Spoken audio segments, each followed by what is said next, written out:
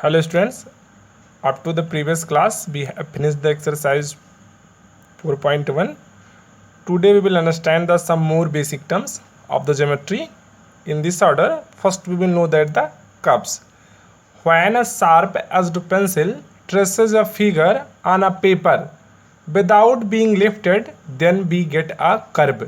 जब means जब कभी आप शार्प एज्ड पेंसिल को पेपर के ऊपर मूव करते हो या कोई भी फिगर बनाते हो तो वो सारे ही फिगर क्या होते हैं, कर्व होते हैं। यानी कुछ भी आप अगर ड्रा करें, सिंपली आप पेन लेकर के डूडल करते रहते हैं ऐसे ड्यूरिंग योर क्लासरूम, तो वो सारी भी चीज़ें जो भी हम बिना पेन उठाए अगर किसी पेपर पर पेन को चलाते हैं तो जो भी ट्रेस बनता है that is called the curve. You can see that in a figure I have made the some curves. You can see that it is in a shape of S and it is also a curve. Similarly you can see that the more 3.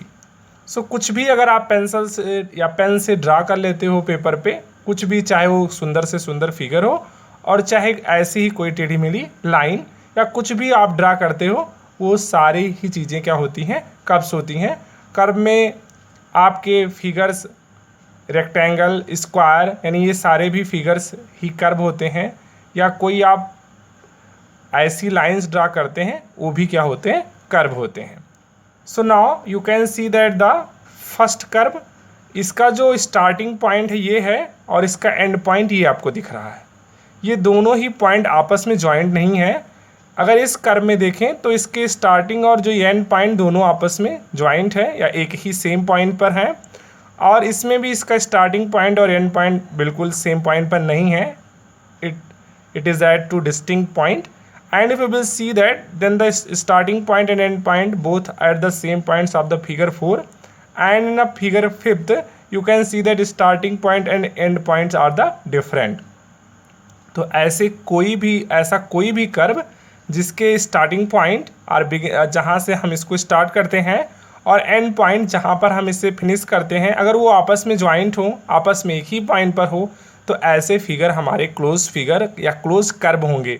You can see that second and the fourth are the closed curve and first curve and the third curve and the fifth one are the open curves. So you can see that I have written here curves second and fourth are the closed curve because they begin at the end and end at the same point. क्यों? क्योंकि वो start और end दोनों same ही point पर हो रहे हैं. You can see that the second and the fourth and curves 1, 3rd and 5th are the open curves that I had explained you. Now we will know that the simple closed curve, if a closed curve does not cross itself then it is called a simple closed curve. यानी कोई भी closed curve, closed आपको पता है कैसे, ऐसे curve जिनका starting point और एंड पॉइंट सेम ही पॉइंट पर हो या आपस में ज्वाइंट हो, ऐसे क्लोज्ड कर्व जो खुद को नहीं क्रॉस करते हैं, we say it as a simple closed curve. See it through the example, it will be more clear.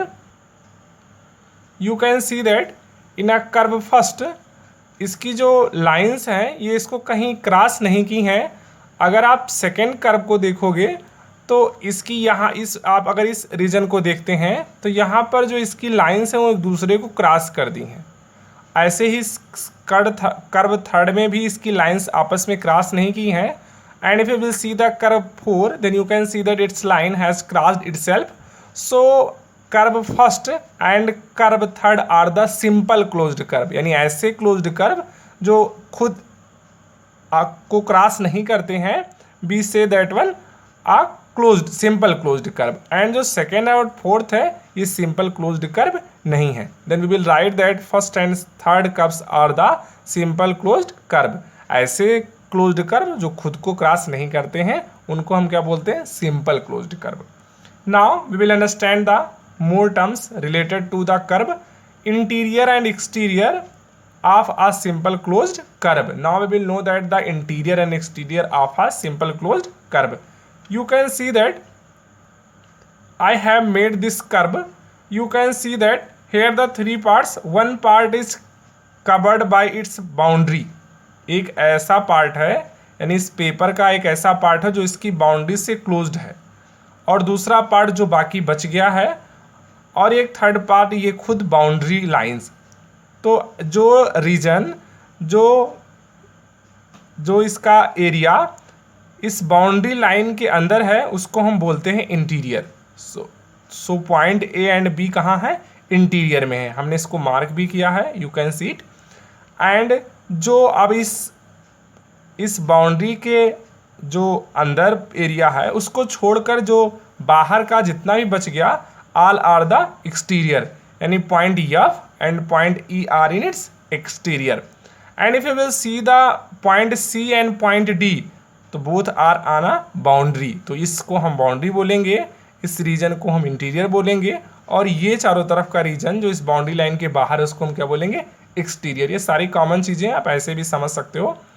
The interior of a curve together with its boundary is called its region, यानी boundary और इस interior इन सबको हम एक साथ क्या बोलते हैं? Region of the curve.